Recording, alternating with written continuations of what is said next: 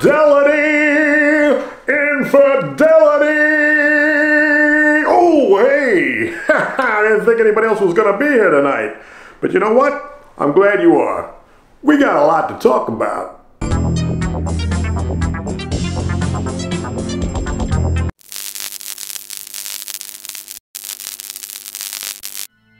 There are many things that can lead to a couple's breakup. Poor communication, lack of respect, mental or physical abuse, sexual dysfunction, and a long list of various other relationship-ending variables.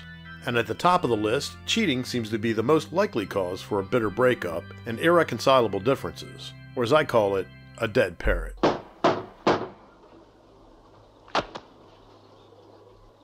Now that's what I call a dead parrot. Most marriage counselors would probably disagree, but if you don't have enough consideration for your significant other to keep your monogamous relationship exclusive, then you probably shouldn't be in a relationship at all.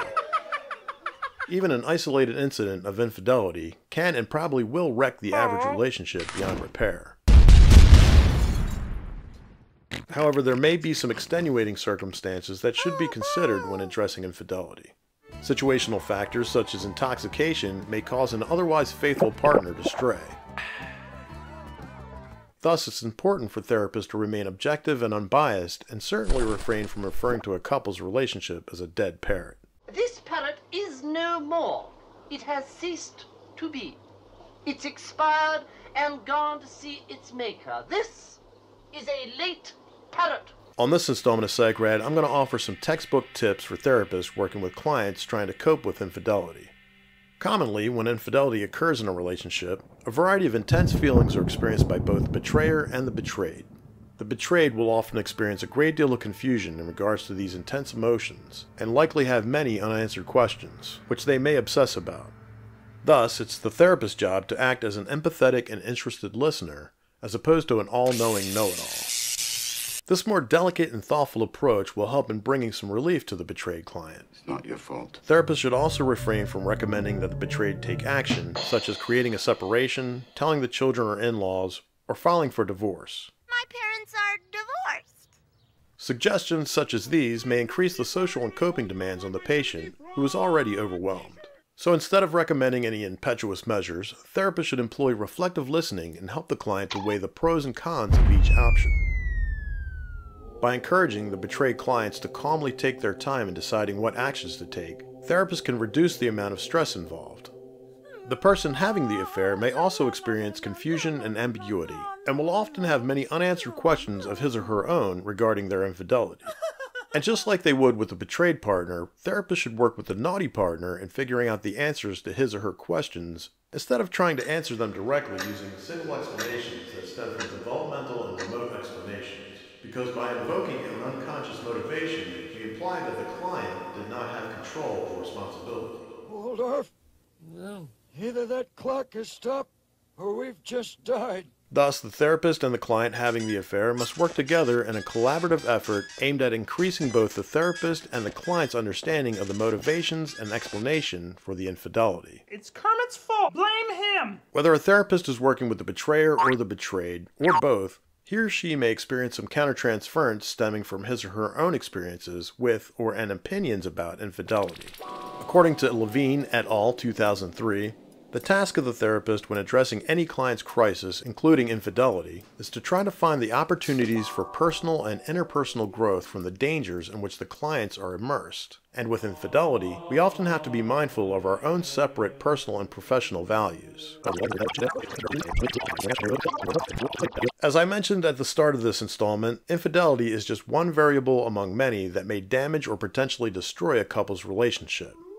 And even when a relationship does survive infidelity, it may only continue to exist in a state that is completely devoid of intimacy of any kind. And because sexual dissatisfaction is among the more common complaints of unhappy couples, it seems crucial to the couple's relationship continuum that a satisfying sexual relationship be reestablished.